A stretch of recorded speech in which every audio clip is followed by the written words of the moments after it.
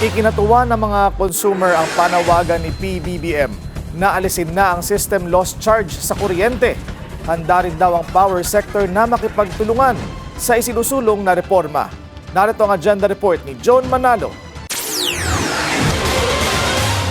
Positibo ang reaksyon ng ilang energy consumer groups sa naging pahayag ni PBBM na amyandahan ng Electric Power Industry Reform Act o EPIRA Law at tanggalin ang system loss charges sa kuryente.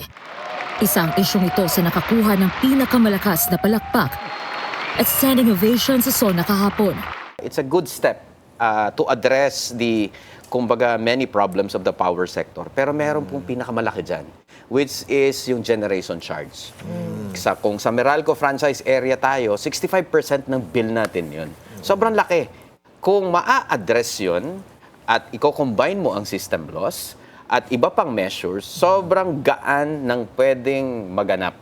Sa isang pahayag, sinabi ni Meralco Executive Vice President at Chief Operating Officer Engineer Ronnie Aperocho na nirerespeto nila ang nais na direksyon ni PBBM pagdating sa energy sector at power industry. At aktibo rin anya silang makikilahok sa mga diskusyon para amyendahan ang EPIRA Law.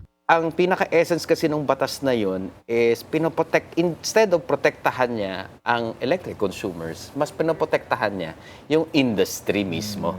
So, very biased yung batas. Dapat protektado ang electric consumers kasi public good ang power sector.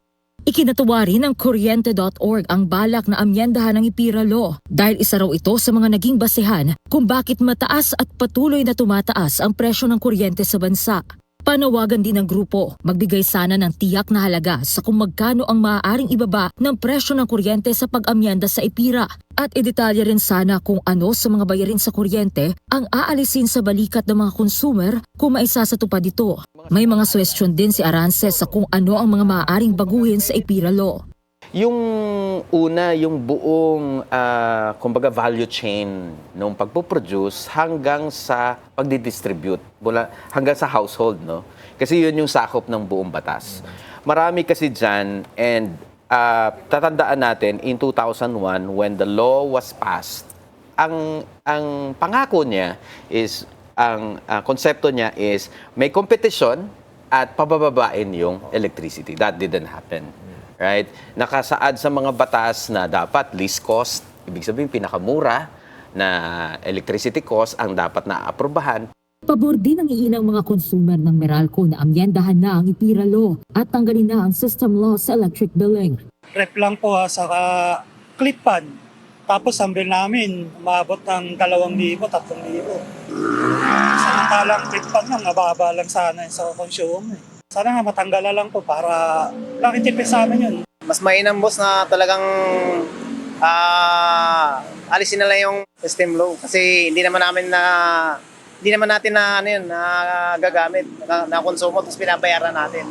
Suportado rin ng Energy Regulatory Commission ang pahayag ni PBBM. Makikipagtulungan daw ito sa DOE at stakeholders sa pagsusulong nitong reforma. Para sa agenda, Joan Manalo, Billionaire News Channel.